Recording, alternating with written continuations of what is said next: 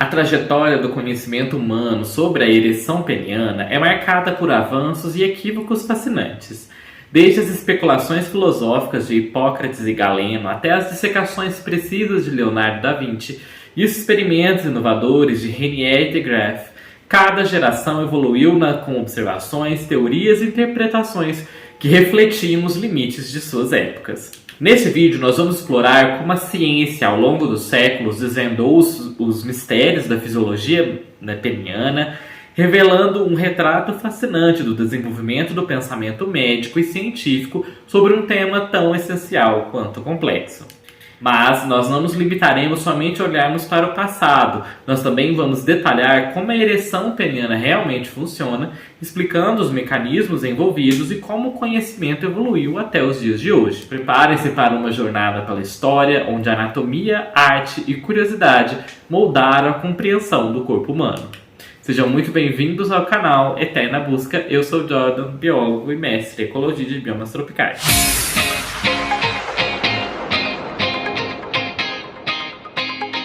Vamos começar esse vídeo por uma introdução à fisiologia histórica sobre a ereção na antiguidade.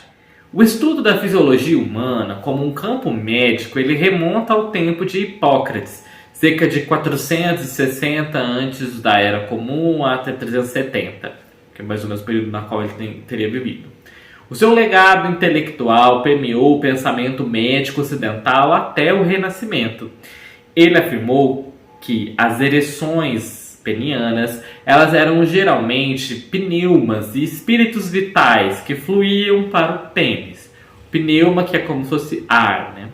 A este respeito, um equilíbrio adequado, segundo Hipócrates, entre os quatro humores, que eram o sangue, a fleuma, a bile amarela e a bile negra, e os quatro elementos, que eram terra, ar, fogo e água, eram muito importantes. Hipócrates pensava que os testículos estavam conectados ao pênis por cordas finas, como o que acontece num sistema de polias, que poderiam facilitar a ereção.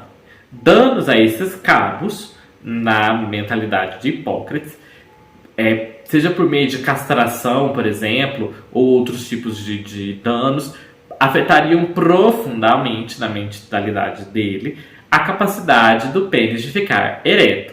Como, na sua opinião, o sêmen era a fração mais potente dos fluidos corporais masculinos, Hipócrates também acreditava que ejaculações excessivas poderia reduzir o funcionamento erétil. Sem dúvida, outra personalidade muito marcante para a história da medicina, e para isso que a gente vai para o nosso vídeo aqui das ereções, é Galeno de Pérgamo. Galeno viveu de cerca de 129 ao ano 216 da Era Comum. Ele foi mais famoso dos médicos antigos depois de Hipócrates.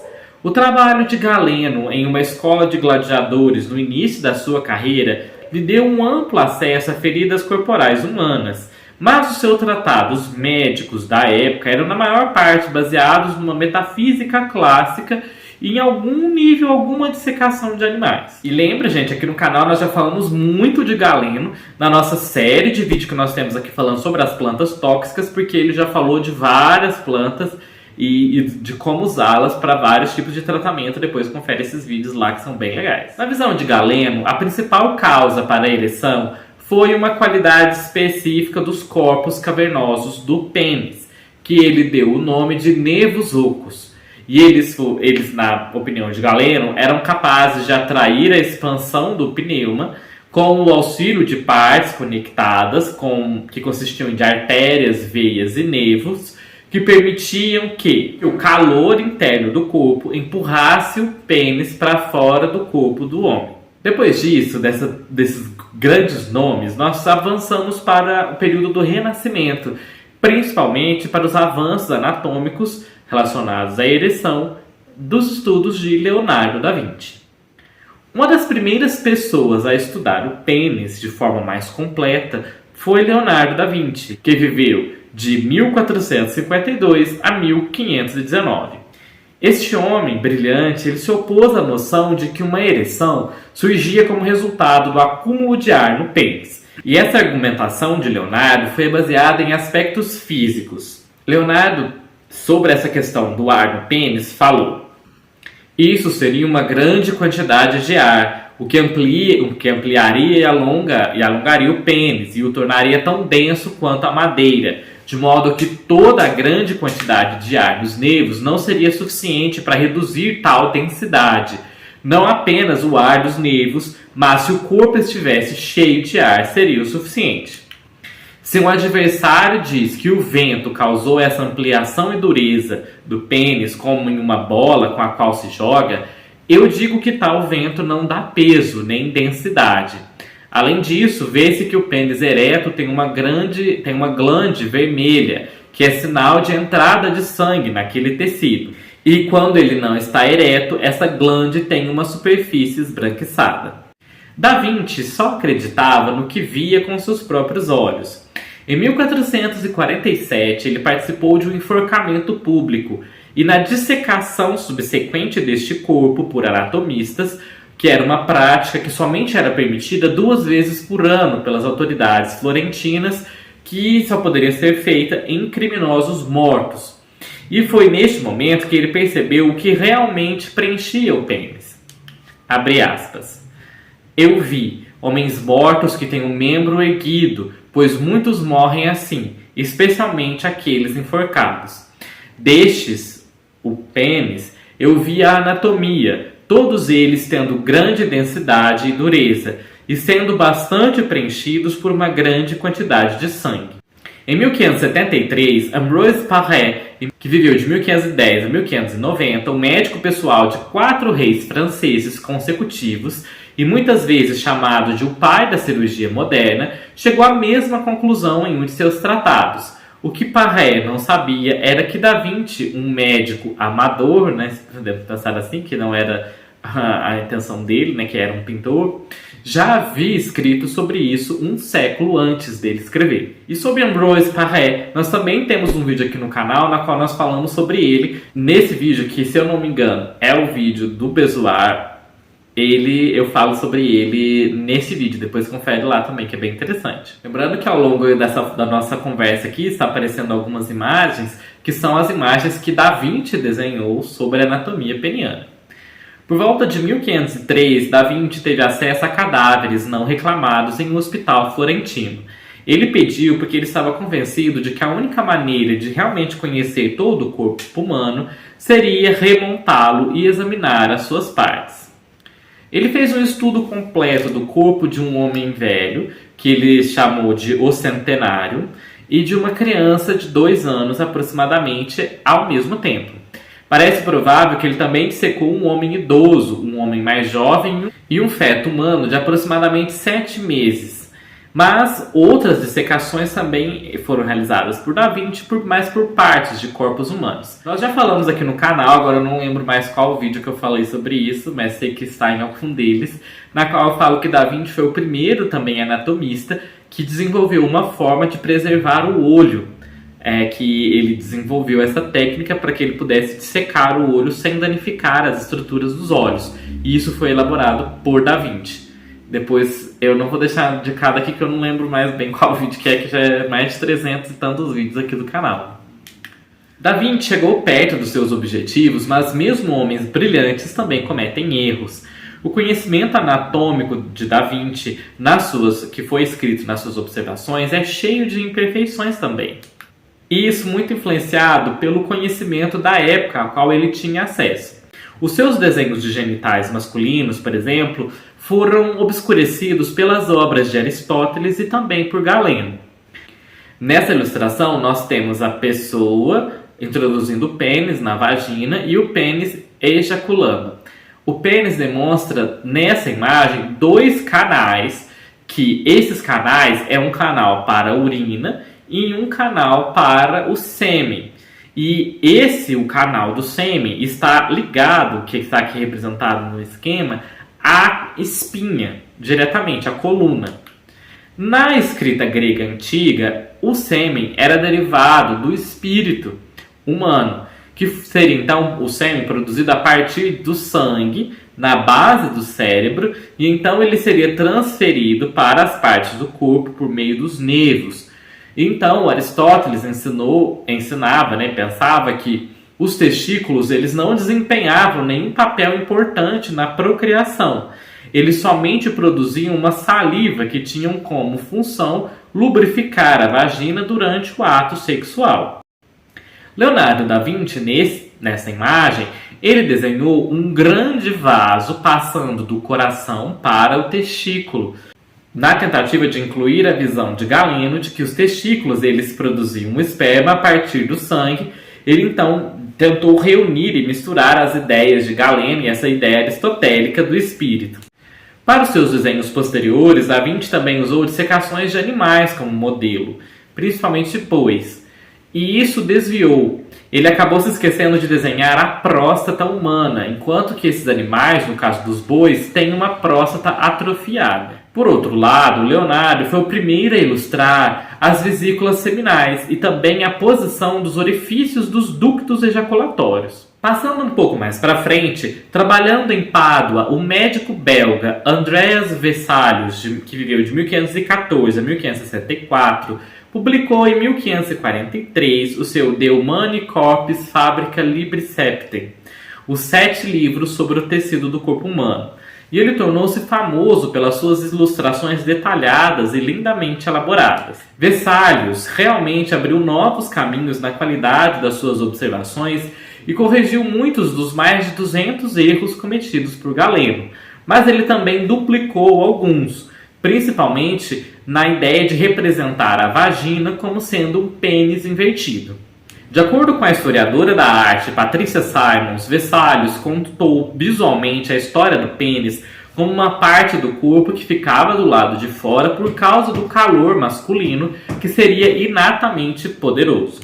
Vale destacar que a ideia de que o testículo fica fora do corpo porque a temperatura de 37 graus do corpo humano afeta a produção de espermatozoides só veio muito posteriormente a isso. Outra figura importante foi Costanzo Varolio, em 1543 a 1575, da Itália.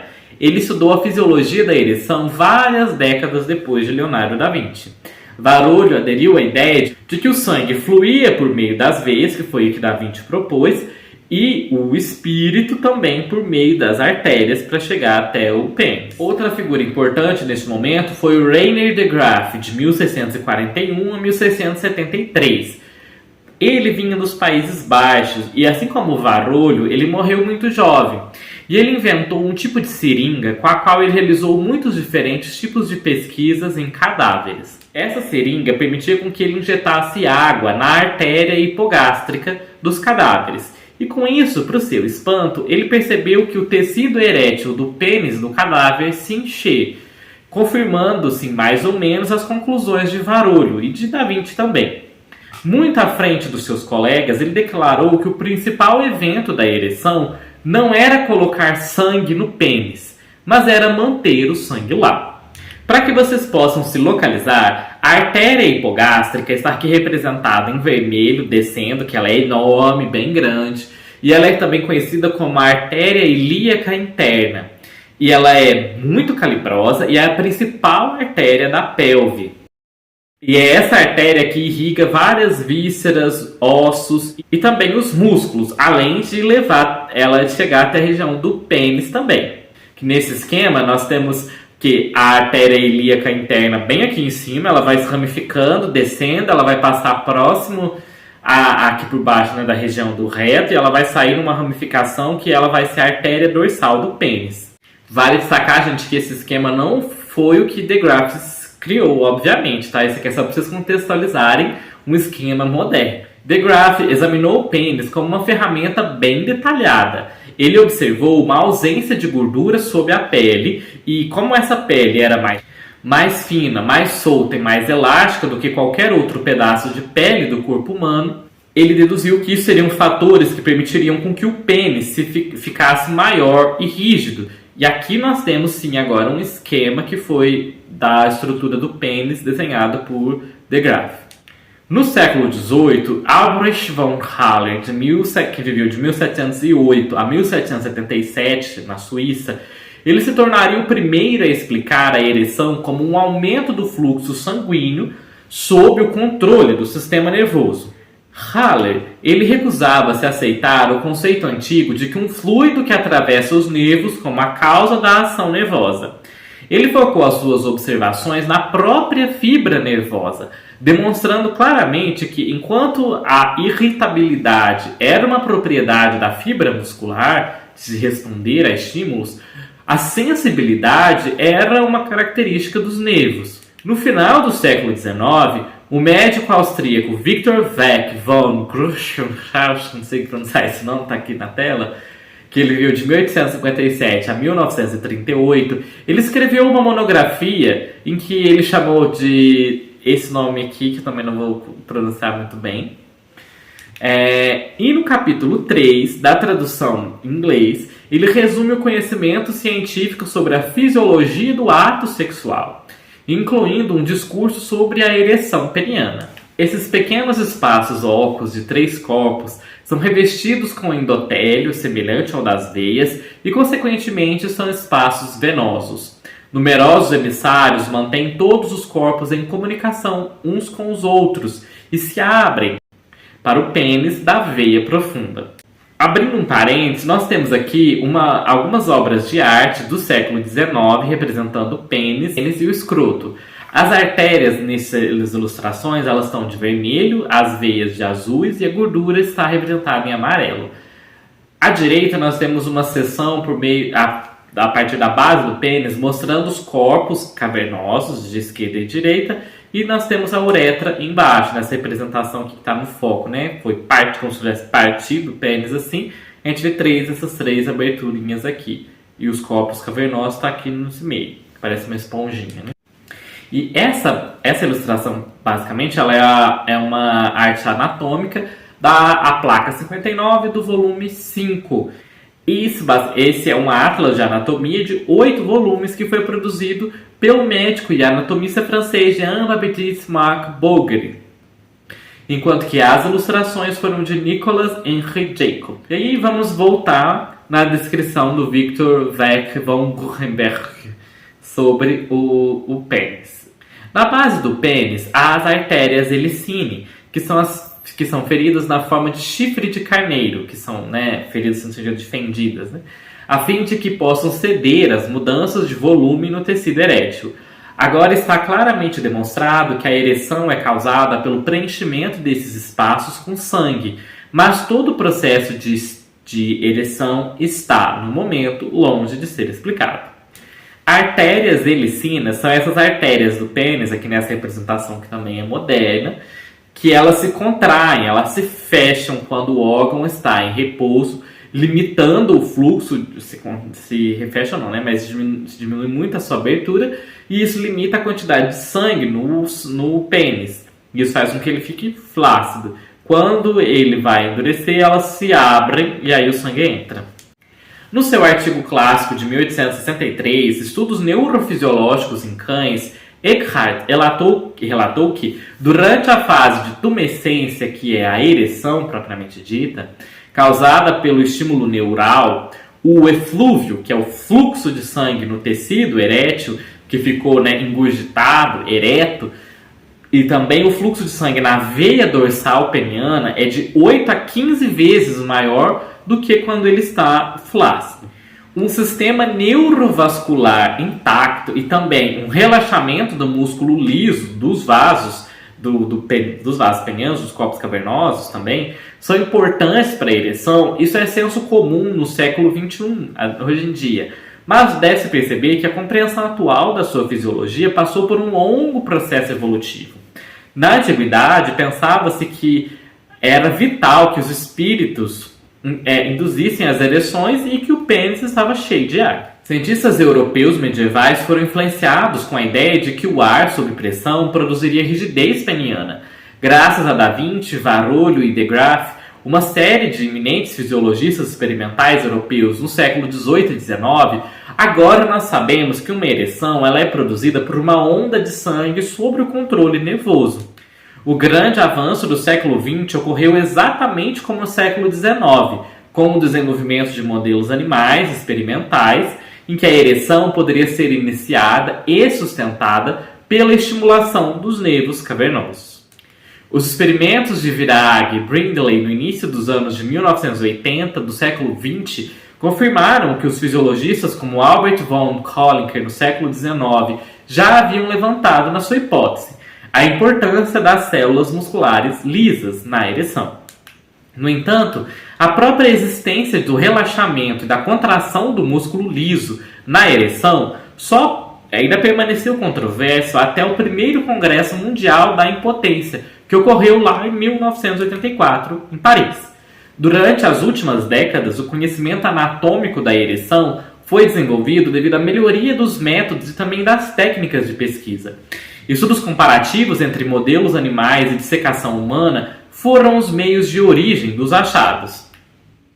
E se você gostou de conhecer mais sobre a história da pesquisa e da visão médica sobre a ereção peniana, não deixe de se inscrever aqui, porque no nosso próximo vídeo nós vamos falar mais sobre como funciona realmente, como é a visão atual em detalhes da ereção peniana. Não deixe de se inscrever aqui. Eu vou deixar indicado o nosso vídeo anterior, na qual nós falamos um pouco sobre o problema da disfunção erétil. Vejo vocês nesses vídeos e até mais!